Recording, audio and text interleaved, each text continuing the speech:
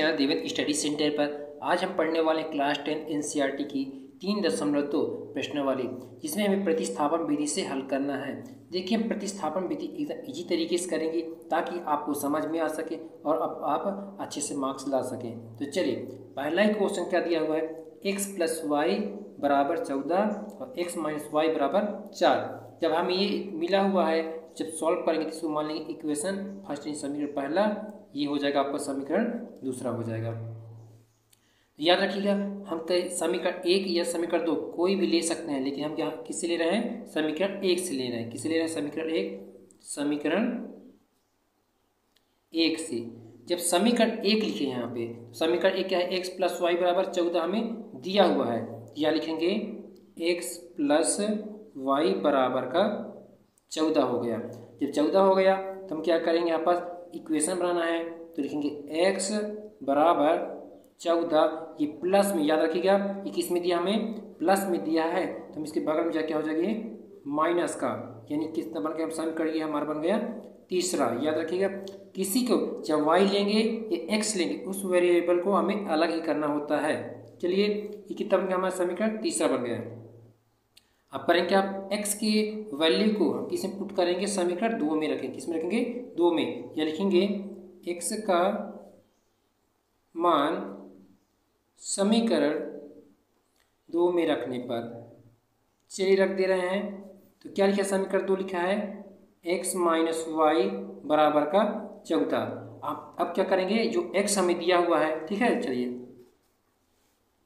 x की जगह पे हमें रखना क्या है, 14 - का y पुट करना है। किसके पुट करना है, 14 - का y हमें पुट करना है। तो लिखेंगे 14 - का y, हम x की जगह पे लिख दिए, बाकी क्या बचा है, -y बचा है, तो लिखेंगे -y = 4। आप देख सकते हैं, आप पास -y यहाँ भी है, -y यहाँ भी है, तो लिखेंगे 14 माइनस क्या होता है, हमारा जुड़ता है, यानी कि -2y = 4, ये हो गया। अब देखिए, यहाँ पास 2y है, हमें संख्या एक साइड लेके जाना है। कहाँ जाना है, एक साइड लेके जाना है। तो चलिए लिखेंगे -2y = 4, और जो हमारा कितना बचा था यहाँ पास से, हम देखें हैं ये वाला कितना बचा है, 14 है। इस 14 को हम लोग इधर लेके जाए तो क्या हो जाएगा, प्लस, तो माइनस का ये 14 हो जाएगा।